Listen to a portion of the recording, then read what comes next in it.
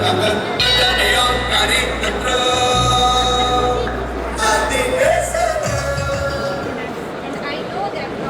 شركاء المجد هذا for producing natural honey in Bangladesh to export their product all around the Middle East and all around the world.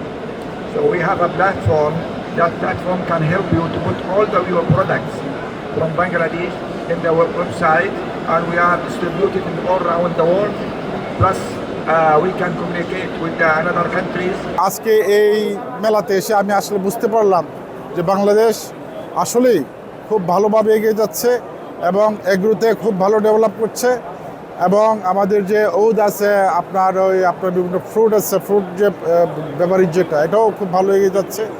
আমি আশা করব বাংলাদেশ সরকার এবং আমরা যারা ব্যবসায়ী সবাই যৌথভাবে আমরা দেশকে ভালোবাসি, দেশের মানুষকে ভালোবাসি এবং আমরা যদি দেশকে নিয়ে ভালো চিন্তা করি নিশ্চয়ই আমরা আগামীতে এই দেশটাকে একটা উন্নত দেশে পরিণত করতে পারবো।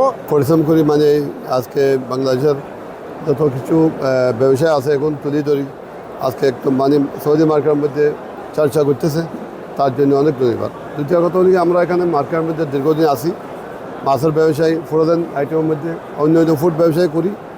তো আমার অনেক ভালো লাগতেছে, যেমন এখন বাংলাদেশ অনেক কোম্পানি এখানে ঢুকতেছে, এখন দীর্ঘদিন মানে একটা হাইলাইট হচ্ছে। আর আমরা মার্কেটও পরিচয় করতেছি সৌদি মার্কেটের মধ্যে যে একটা অপরচুনিটি আছে মার্কেটের মধ্যে ঢোকার একটা চান্স আছে, সেটা আমরা যত চেষ্টা করি যদি তাড়াতাড়ি ঢুকতে পারি। কালার এক্সপার্ট, জর্জ স্যাপ এবং মাইল্ড অন হ্যান্ডস টেকনোলজি সমৃদ্ধ অরিক্স ক্রিস্টাল ওয়াশ আপনার লন্ড্রি এক্সপার্ট। এই আয়োজনে বাণিজ্য মন্ত্রণালয়, রপ্তানি উন্নয়ন ব্যুরো এবং বাংলাদেশ কনসুলেট জেনারেল জেদ্দার সহযোগিতায় 5টি কোম্পানি অংশগ্রহণ করেছে। তারা তাদের বিভিন্ন ধরনের পণ্য নিয়ে বাংলাদেশ থেকে সৌদি আরবে এসেছে।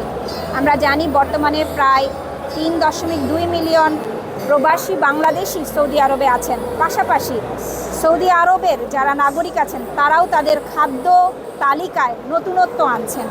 সে প্রেক্ষিতে আমরা সম্ভাবনা দেখছি এই মেলায় অংশগ্রহণের মাধ্যমে আমরা আমাদের এখানে যে বায়াররা আছেন, আমদানিকারক আছেন, তাদের আমরা দৃষ্টি আকর্ষণ করতে সমর্থ হয়েছি। এখানে আমরা এসেছি এবার বেশ কিছু ফুড প্রোডাক্ট নিয়ে। আমরা গত 3 দিন ধরেই এখানে অ্যাটেন্ড করছিলাম। সো বেসিক্যালি এখানে আমরা আমাদের অ্যাসেপ্টিক ম্যাঙ্গো পাল্পটা যেটা নিয়ে এসেছি, এটা আসলে কোনো ধরনের প্রিজারভেটিভ এবং কোনো ধরনের অ্যাডিটিভ ছাড়া আমরা বানাচ্ছি।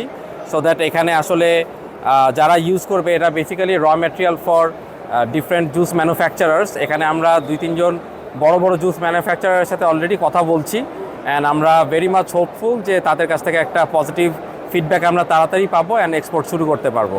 যারা প্রবাস জীবনে থাকেন তারা একটু দেশীয় খাবারের স্বাদ নিতে চায়, দেশীয় মাছের একটা স্বাদ নিতে চায়। তো আমাদের এখানে তাদের এটা সহজলভ্য নয়।